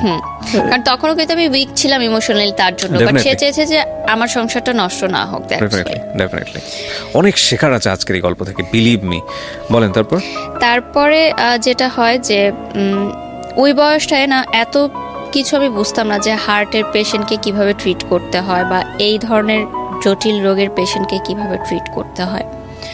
তো যাই হোক, তারপর একটা সময় সিদ্ধান্ত হলো যে আমরা আলাদা থাকবো, মানে আমার ভাসুরের বাসায় একসাথে না থেকে আমরা আলাদা থাকবো, কারণ ওখানে রুমেরও সংকট ছিল এবং তার ছেলেমেয়েরা বড় হয়ে যাচ্ছিল, আমার হাজব্যান্ডের এরকম প্রবলেম ছিল, জটিল রোগ ছিল। তো আমরা চেঞ্জ করে নতুন বাসা নিব। তখন আমার হাজব্যান্ড বলে যে একা কোনো বাসায় তোমাকে রেখে আমি মানে অফিসে যাব, সেটা আমার জন্য টেনশন হয়। তো আমার মায়ের বাড়িতেই আমরা একটা ফ্ল্যাটে ভাড়া থাকতাম, বাট আমার মা বাবা কখনোই সে ভাড়াটা নেননি। মানে এলাকার মানুষ হয়তো বুঝতো যে ঘর জামাই, কিন্তু আসলে সেটা না। আমার মা নিতেন না, কারণ মা জানতেন যে খুবই লিমিটেড আয় তার, সো এখানে ভাড়াটা কিভাবে নিবে, আমারই তো সন্তান থাকছে। বাট আমার রান্না আলাদা হতো, এবং মা আমার পার্সোনাল লাইফে কোনো ইন্টারফেয়ার করতো না, মানে আমি আমার সংসার একদম টোটালি আলাদাই করতাম, আমার মা আমার মার মতো ছিল। তো ডোমেস্টিক ভায়োলেন্স কিন্তু কন্টিনিউ তখনও, সে একটু সন্দেহপ্রবণ ছিল। মানে আমি যে ইউনিভার্সিটিতে যেতাম, আমার মানে ছেলে বন্ধু ছিল না, কিন্তু আমার গ্রুপ স্টাডিজের কারণে প্রাইভেট ইউনিভার্সিটি যেটা হয় যে গ্রুপ করে দেওয়া হয় এবং আমাদের কিন্তু কন্ট্যাক্ট করতে হয় ফেসবুকে বা থ্রুতে। পড়াশোনার কাজেও কিছু ছেলেদের সাথে আমার কথা বলতে হয়, সেটাও তার অতটা পছন্দ ছিল না এবং আমার শ্বশুরবাড়িরও পছন্দ ছিল না যে আমার ছেলেদের সাথে পরিচয় থাকে। তো ওই যে আমার বয়ফ্রেন্ডের একটা বেস্ট ফ্রেন্ড ছিল যার কথা বলছিলাম, তার সাথে কিন্তু আমার কন্টিনিউ সম্পর্ক, কারণ সে আমাকে একটা সময় হেল্প করেছে ইনফরমেশনগুলো দিয়ে, সো তার প্রতি আমি কৃতজ্ঞ। তো সে মালয়েশিয়াতে পড়াশোনা করতে চলে যায় হায়ার স্টাডির জন্য, গ্র্যাজুয়েশনের জন্য। তো সে এত বছর পর মালয়েশিয়া থেকে যখন ব্যাক করে, সে বলে যে আমরা চলো দেখা করি। তাকে আমি জাস্ট ভাই ডাকতাম এবং সে আমাকে ছোট বোনের মতোই করতো। তো তার সাথে দেখা হয় এত বছর পর, মনে হয় যে আমি মন খুলে কথা বলতে পারছি, আমার কথাগুলো বলতে পারছি। যদি আমার কোনো ফ্রেন্ড ছিল না, আমি বারবার এই কথাটা মেনশন করছি যে ফ্রেন্ড থাকলে হয়তো আমি অনেক কিছু শেয়ার করতে পারতাম এবং অনেক ভুলগুলো আমি শুধরাতে পারতাম। যেহেতু আমি প্রচুর ইন্ট্রোভার্ট ছিলাম এবং কলেজ চেঞ্জ হওয়ার কারণে, আর আমার সব ফ্রেন্ডরা ইডেনে ভর্তি হয়, আইইউবিতে কেউ ভর্তি হয় না, সো নতুন পরিবেশের কারণে ওটা ফ্রেন্ডশিপটা অতভাবে গড়ে ওঠেনি। তো তারপর যেটা হয় যে আমার শ্বশুরবাড়ি থেকে বলে যে আমি প্রাইভেট ইউনিভার্সিটিতে পড়তে পারবো না, পড়লে আমাকে কোনো সরকারি কলেজে পড়তে হবে। না, কিন্তু আড্ডার জায়গায় ছিলেন আপনি, ছেলেটার সঙ্গে আপনি আড্ডা দিবেন, হ্যাঁ দেখা ওটা করবেন। বলছি। তো এই কথাগুলো আমি তাকে বলি যে আমার শ্বশুরবাড়ি থেকে আমার নাচ বন্ধ করে দিয়েছে, এখন আমার পড়াশোনা নিয়েও প্রবলেম করছে। কিন্তু ভাইয়া সবসময় বলে যে না, এখন তোমার বিয়ে হয়ে গেছে, এখন তোমাকে অনেক কিছু মেনে চলতে হবে, তুমি এভাবেই চলো। দেখো তোমার শ্বশুরবাড়ি যেভাবে বলে অ্যাডজাস্ট করে চলো, অ্যাডজাস্ট করে চলতে হয়, সব মেয়েদেরই এভাবে চলতে হয়। উনি সবসময় আমাকে বোঝাতো। তো উনি আমাকে কিছু চকলেট দেয়, মানে বিদেশ থেকে আসলে তো চকলেটই গিফট নিয়ে আসে। তো আমি যখন বাসায় এসে আমার হাজব্যান্ডকে বলি যে উনি এসেছিল আমাকে চকলেট গিফট করেছে, তখন ওই যে ডোমেস্টিক ভায়োলেন্স শিকার হই আমি। তো এটা না আমার কাছে মনে হচ্ছিল যে এটা কেন হচ্ছে, এটা তো আসলে হওয়ার না। আপনার বাবা মা আপনার গায়ে হাত তুলতো কখনো? ওই যে প্রেম করার কারণে তুলেছে, এছাড়া কখনো তুলতেন। আমার বাবা কখনো তুলেননি, মা তুলতেন। সেটা কিন্তু আমার দোষে, ঠিক আছে, বাট ওরকম না। কিন্তু পরবর্তীতে কিন্তু সন্তান কিন্তু সন্তানই, সবাই ছোটবেলায় মার খেয়েছে বাবা মার হাতে, ওইটা কিন্তু ডোমেস্টিক ভায়োলেন্সের পর্যায়ে পড়ে না। যদি না এক্সট্রিম হয় তখন আমরা সেটাকে বলতে পারি। কিন্তু কজ কি ছিল? মানে আপনি ওনার সঙ্গে দেখা করেছেন এই কারণে? দেখা করেছি এই জন্য। সন্দেহ করতো আপনাকে? সন্দেহপ্রবণ ছিল, কারণ আমি ছোট ছিলাম তার চেয়ে বয়সে, এই জন্য হয়তো। এবং আমার তখন ফেসবুকে প্রচুর ছেলেরা আমাকে নক দিত, কারণ আমাকে দেখে বোঝা যেত না যে আমি ম্যারিড। এবং ইউনিভার্সিটিতেও ছেলেরা নক দিত, কারণ ওই বয়সটায় আসলে আমি যে ম্যারিড ওরকম একটা লুকও আমার ছিল না আসলে যে আমি ম্যারিড। তো সব দিক থেকে সমস্যা বলছিল যে আমি পড়াশোনা করতে পারবো না, আমি ইউনিভার্সিটি যেতে পারবো না, কারণ ইউনিভার্সিটিতে গেলেই আমি দেখা যাবে বাইরে যাচ্ছি। মানে এটা আপনার বাড়িতে বসেই এই ঘটনা? কিন্তু আমার মা বাবা বা ফ্যামিলিকে আমি কখনো এগুলো বুঝতে দেইনি, মানে এই জায়গাগুলোতে ইন্টারফেয়ার করতে দেননি যে আমার সংসারের জীবনে? আমার যে প্রেগন্যান্সির ব্যাপারটাও কিন্তু আমার বাসায় এখনো জানে না, আজকেই ফার্স্ট জানলো। আজকের যিনি অতিথি আছেন তাকে যদি আপনারা দেখতে চান, চলে আসবেন আমার পার্সোনাল ইউটিউব চ্যানেলে www.youtube.com/RJKibriya.fm, RJKEBRIA.FM চ্যানেলটি আছে কিবরিয়া আরজে নামে। ওখানে গিয়ে প্লিজ সাবস্ক্রাইব করে নেবেন এবং তারপর আপনার যে ভিডিওগুলো দেখতে ইচ্ছে করে, যা কমেন্টস করতে ইচ্ছে করে ওখানে করবেন। ছোট্ট একটা বিরতি। জীবন গল্প,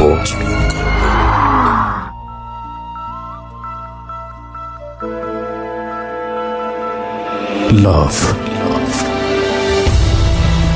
hate, challenge, motivation, lies, truth, impossible, virtue, morality, something beyond entertainment. Welcome to my stage of reality. Stay tuned. Sunday and Wednesday with me RJ Kibriya, only on Dhaka FM 90.4.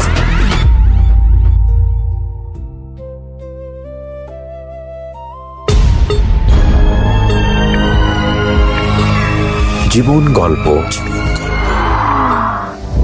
Welcome back once again প্রিয় শ্রোতা, আপনারা শুনছেন জীবন গল্প। আমি আরজি কিবরিয়া আপনার সঙ্গে রয়েছি এবং কথা না বাড়িয়ে আমার যিনি গেস্ট আছেন তার কাছেই ফিরতে চাই। আর আমাদের এই অনুষ্ঠানটি আপনারা একযোগে শুনতে পাচ্ছেন আমাদের ইউটিউব চ্যানেলে। আমাদের ইউটিউব চ্যানেলটি হচ্ছে www.youtube.com/dfm904। আমার মনে হয় অ্যাড্রেস বারে গিয়ে কষ্ট করার কোনো দরকার নেই। আপনি ইউটিউবে গিয়ে ঢাকা FM 90.4 নামে সার্চ করলে আমাদের চ্যানেলটি পেয়ে যাবেন। ওখানে প্রিমিয়ার হচ্ছে এবং ওখানে গিয়ে আপনি শুনতে পারেন। প্লিজ সাবস্ক্রাইব করতে ভুলবেন না। সাবস্ক্রাইব করার পরে নোটিফিকেশন বাটনটি অন করে নেবেন।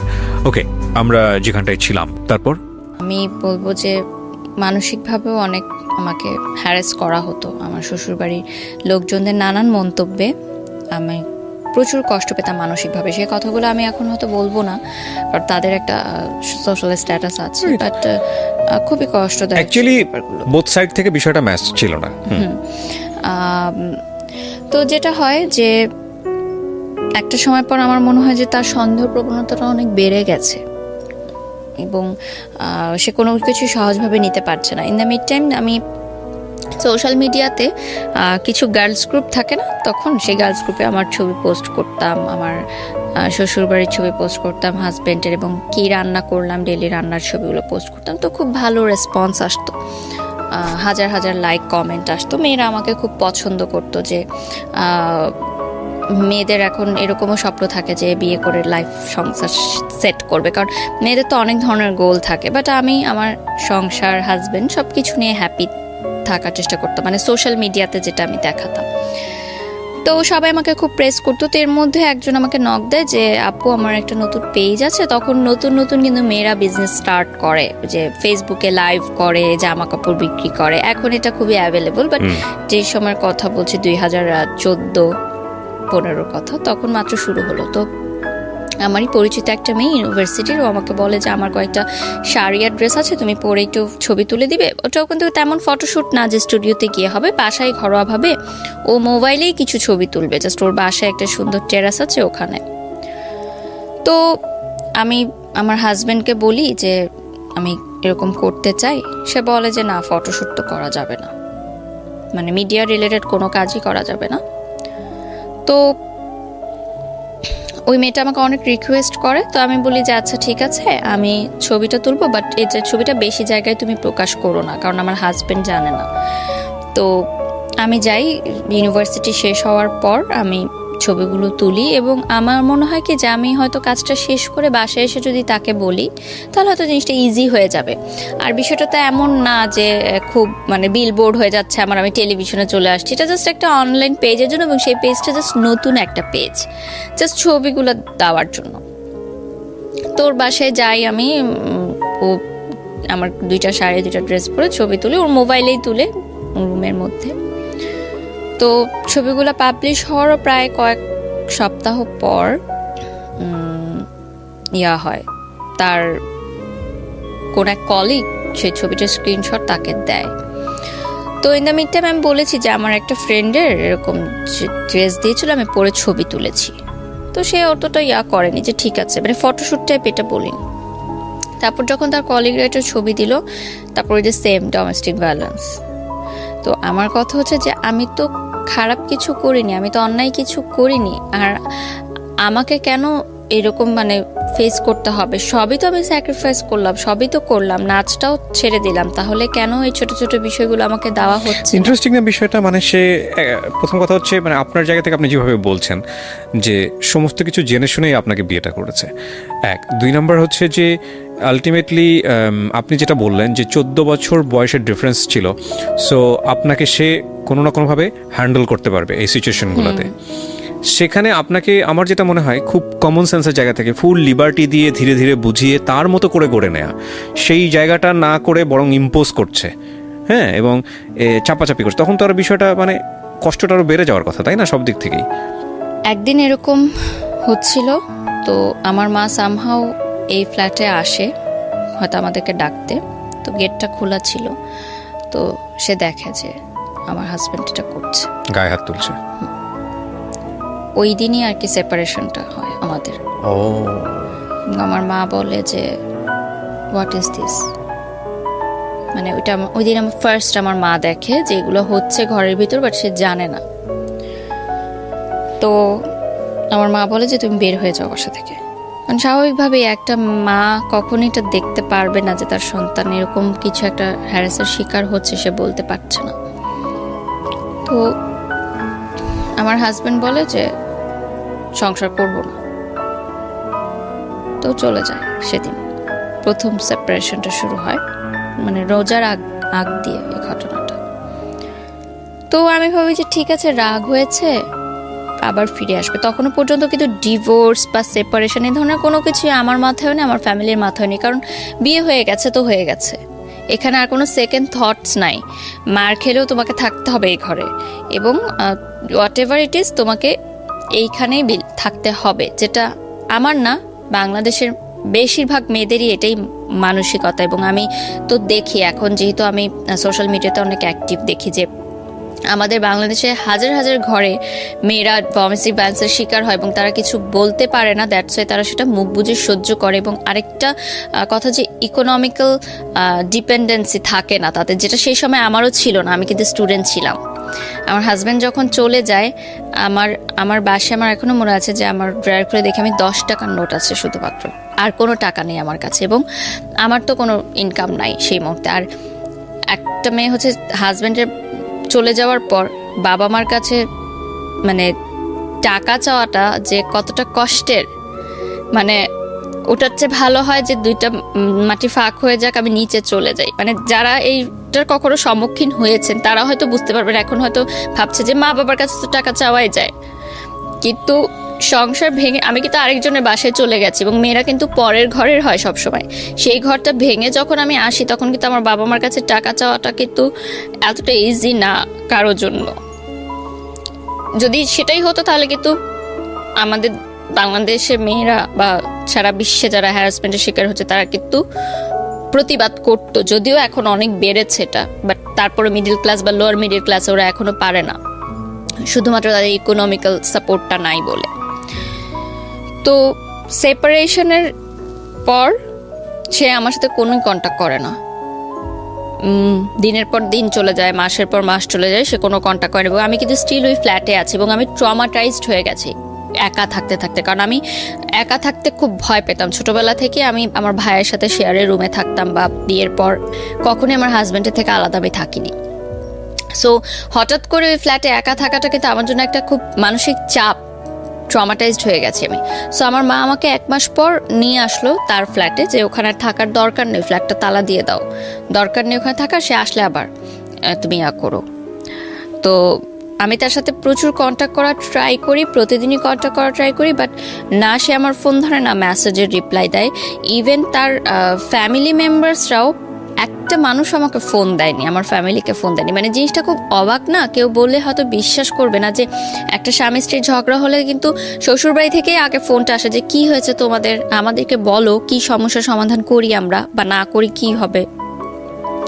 আমার মাও খুব অবাক হয়েছে ওই সময় যে একটা মানুষ পর্যন্ত ফোন দিল না আমাদেরকে, যে এত বড় একটা ঘটনা হয়ে গেল।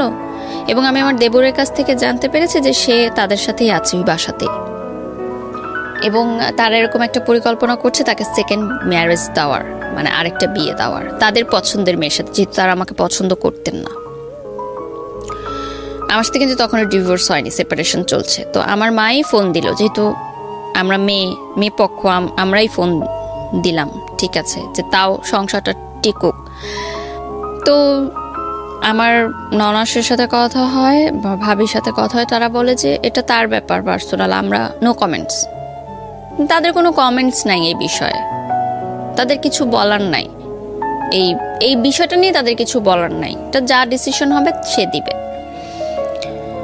তো আমার বাবা মা ফার্স্ট থেকেই আমাদের মানে বিয়ের পর থেকেই মানে বিষয়টা কেমন যেন মেনে নিতে পারতো না। আমার মা হয়তো বুঝতো, আমাকে বলতো না যে আই এম নট হ্যাপি। ওই চেহারার একটা গ্লো থাকে না বিয়ের পর যে আসে মেয়েদের, ওই জিনিসটা না আমার কখনো আসেনি। তো আমার মা সামহাও বুঝতে পারতো যে I am not happy, but সে আমাকে কখনো ডাইরেক্ট হয়তো প্রশ্ন করতো না। শুধু একদিনই প্রশ্ন করেছিল যে আমি অনেকদিন পর শ্বশুরবাড়ি থেকে এসেছিলাম, আমার মানে পুরো আমি কালো হয়ে গেছিলাম। তখন আমার মা জিজ্ঞাসা করেছিল যে তুমি রোদ্রে কোথাও যাও যে এত কালো হলো? তো আমি বলছিলাম যে আমার কাপড়গুলো আমি রোদে দিতে চাই, মানে বালতি ভরে কাপড় রোদে দিতে যেতাম। তো কড়া রোদের কারণে আমার স্কিন পুড়ে যেত, আমার আবার সান লাগলে তাড়াতাড়ি স্কিন পুড়ে যায়। তো তখন আমার মা জাস্ট একটাই কথা বলেছিল যে আমি চাইনি আমার মেয়ের জীবনটা এরকম হোক। মানে এই জন্য তো সে আমাকে পড়াশোনা শিখায়নি আসলে। হ্যাঁ, অবভিয়াসলি উইথ ডিউ রেসপেক্ট, বাসার কাজ যারা করে ইটস ওকে, বাট শুধুমাত্রই যে এইটাই হবে আমার জীবন সেটা সে কখনো চায়। যেহেতু সে একজন কলেজের প্রফেসর, একটি স্বনামধন্য কলেজের প্রফেসর, আমার বাবা বুয়েট থেকে পাশ করা আর্কিটেক্ট। সো আমাদের ফ্যামিলি ব্যাকগ্রাউন্ড কিন্তু ওরকম না যে আমার চাচা ডাক্তার ছিলেন একজন, আমার অন্য চাচা প্রাইভেট টেলিকোম্পানিতে জব করেন, মানে সবাই খুব হাই পজিশনে আছেন। সেই জায়গা থেকে আমি এরকম হলাম। তো